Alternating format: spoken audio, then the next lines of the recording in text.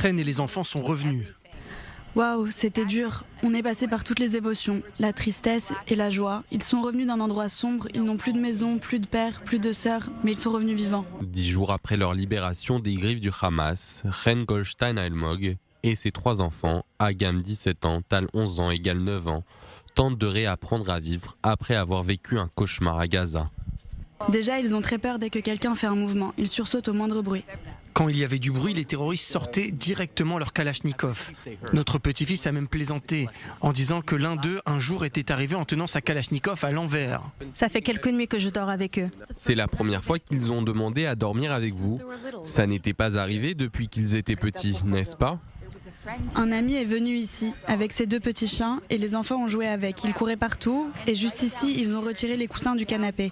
Et ils ont construit un tunnel avec, pour les chiens. Quelques minutes avant, la maîtresse de Gal était là et elle lui a demandé « Tu étais dans un tunnel ?» Il lui a répondu « Oui, c'est comme une maison arabe. Et tu pouvais tenir debout dedans ou tu devais ramper ?»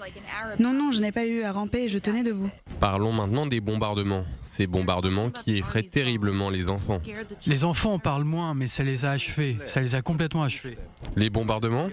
Oui, ça a détruit votre âme. Comment est-ce qu'ils ont été traités ? Ils servaient de monnaie d'échange. Maintenant, ils sont revenus, ils sont en bonne santé et tout va bien.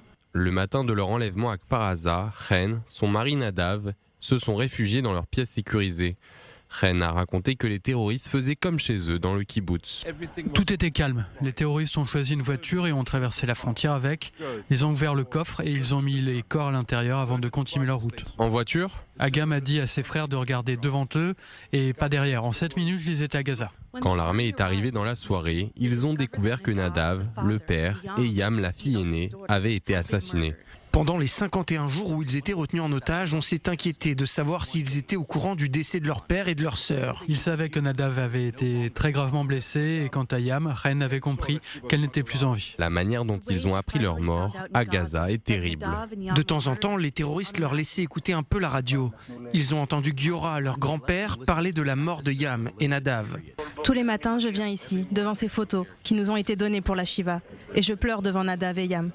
Ils ont entendu Giora pendant qu'ils étaient à Gaza. À Gaza, oui. Le dernier jour, alors qu'ils étaient sur le chemin du retour vers Israël, ils ont vécu des moments très difficiles.